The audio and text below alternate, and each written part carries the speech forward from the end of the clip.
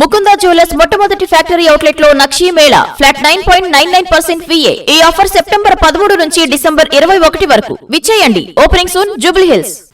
GHMC council సమావేశంలో తమ అభ్యంతరాలను చెప్పేందుకు అవకాశం లేకుండా పోయిందని బీజేపీ కార్పొరేటర్లు చెప్పారు. అన్ని ప్రాంతాలకు అన్ని రాజకీయ పార్టీలకు ఒకేలాగా చూడాలి, కానీ ఇక్కడ అలా జరగడం లేదని ఆవేదన వ్యక్తం చేశారు. ఎంఐఎం పార్టీకి అనుకూలంగా డివిజన్ల పెంపు జరిగిందని ఆరోపించారు. ప్రజా ప్రయోజనాల కోసం డీలిమిటేషన్ అంశంపై న్యాయ పోరాటం చేస్తామని బీజేపీ కార్పొరేటర్లు స్పష్టం చేశారు.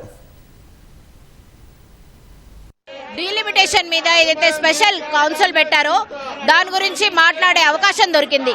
మరి ఏదైతే మనము పోలరైజేషన్ గురించి మాట్లాడడం జరిగిందో అది బీజేపీ స్టాండ్ కాదు. మనము చాట్ జీపీటీలో చూసుకున్నా, గూగుల్లో చూసుకున్నా ఈ బౌండరీ, ఈ డీలిమిటేషన్ ఎలా జరిగింది అని కొడితే ఆన్సర్ ఇదే వస్తుంది.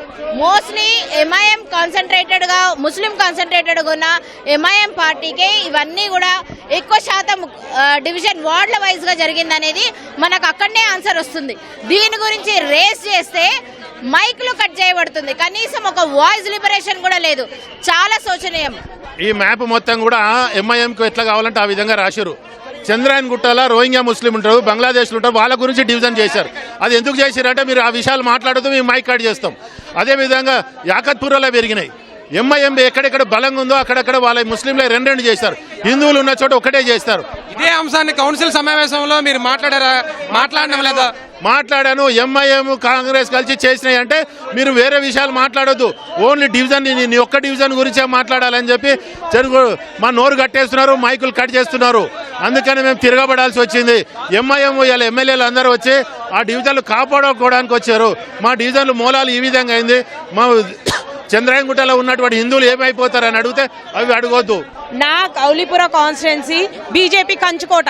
అలాంటి కంచుకోటని ఇప్పుడు 3 ముక్కలు చేశారు. నాకు 10 డివిజన్లేమో చార్మినార్ సర్కిల్, కొత్త మొగుల్పుర అని ఉండే దాన్ని హరిబౌలి కింద మార్చారు.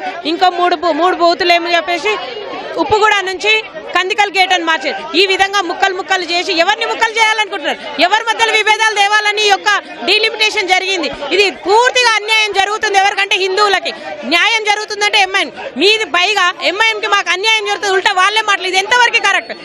ఈ ఆందోళనకు ప్రధాన కారణం ఏంటి? మీరు ఏం డిమాండ్ చేస్తున్నారు? ఈ 300 పెంపు అంశం పైన మీ అభిప్రాయం ఏంటి? సింపుల్ అండి. ఈ రాష్ట్ర ప్రభుత్వము మెరుగైన ప్రజాసేవల కోసము ఈ యొక్క మెర్జర్ని కానివ్వండి, డీలిమిటేషన్స్ కానీ చేస్తుందన్నారు. మేము అడిగింది ఒకటే, మీరు మెరుగైన ప్రజాపాలన అందించడానికి కోసం మీకున్నటువంటి సమగ్ర ప్రణాళిక ఏంది? ఎన్ని కార్పొరేషన్స్ కింద మీరు విభజించున్నారు? వాటి బౌండరీస్ ఏమున్నాయి? ఇప్పుడు విభజించినటువంటి 300 వార్డులలో కూడా ఈ ప్రతి ఒక్క దాన్ని మ్యాప్స్ పబ్లిష్ చేయండి.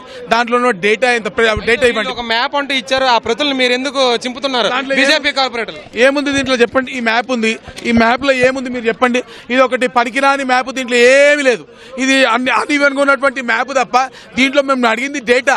అసలు ఏ డివిజన్ ఎంత విస్తీర్ణం ఉంది, ఎంత పాపులేషన్ ఉంది, ఎంతమంది ఓటర్లు ఉన్నాయని మేము అడుగుతున్నాము. ఆ డేటా చెప్పడం కోసం వీళ్ళకి వచ్చినటువంటి సమస్య ఏంది? ఇవి అవేం సీక్రెట్ డేటా కాదు.